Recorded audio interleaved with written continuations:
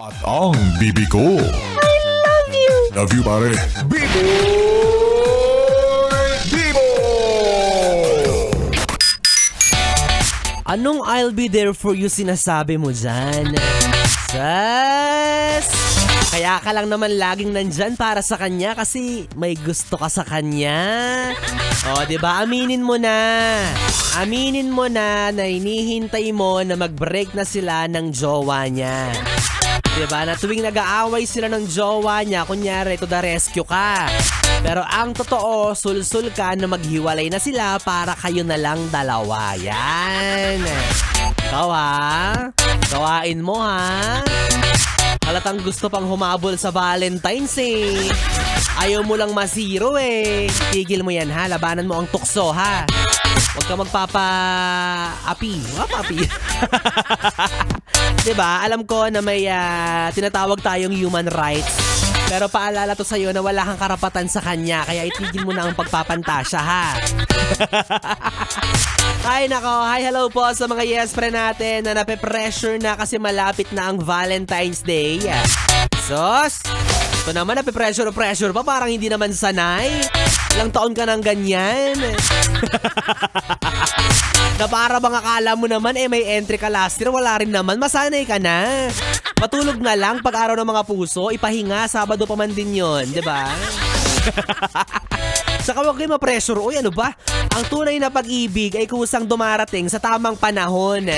Hindi pinilit, hindi sinadya, kundi tinadhana. Yan.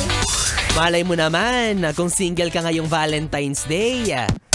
Malay mo sa 60th birthday mo. Layo na. 60th birthday. Ano ba, malay mo, doon mo makilala yung para talaga sa'yo, di ba? Oh, who knows? Baka isa siya sa 60 roses mo, yes. Naka-wheelchair na kayo, no? O, diba, at least, binigay pa rin sa'yo ng tadhana. O, diba? Pero yung iba, balita ko, gumagawa-gawa pa rin ng mga kanya-kanyang paraan para, diba, kapag ganitong Valentine's Day, hindi sila ma-zero, hindi sila matenga.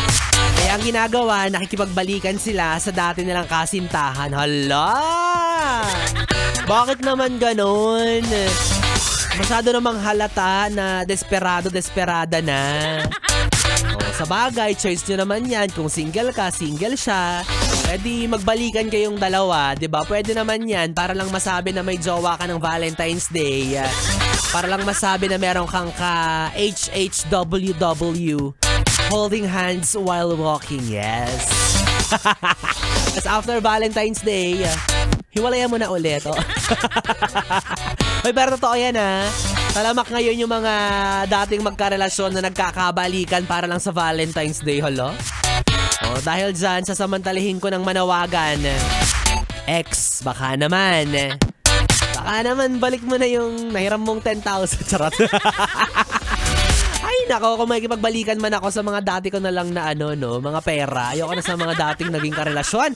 Sakit lang sa ulo yan, oy. Hindi para from the top, make it drop, rap.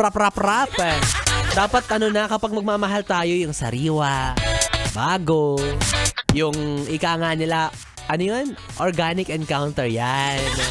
Diba? Organic, walang chemical. Natural na natural, ganon. Ay naka yes friend, ngayong nalalapit na ang araw ng mga puso, paalala ito sa atin na masarap naman talagang magmahal, di ba? Pero dapat yung pagmamahal na nasa lugar. Oo, dapat yung wala kang masasaktan, wala kang masasagasaan, di gaya ng mga kabit dyan na kikitain pa nung jowa nila sa February 15. Kawawa naman yan. Deserve mo yan, ha? Ginusto mo yan, eh. O kaya naniniwala ako na dapat kapag may araw ng mga puso, meron ding araw ng mga utak, di ba? Para sa mga hindi nag-iisip, yung basta-basta na lang sa pag-ibig.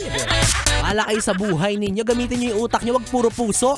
Kaya nga nasa ulo yan, nasa itaas, dapat yan yung inuunang gamitin. Galit na galit si B-Boy.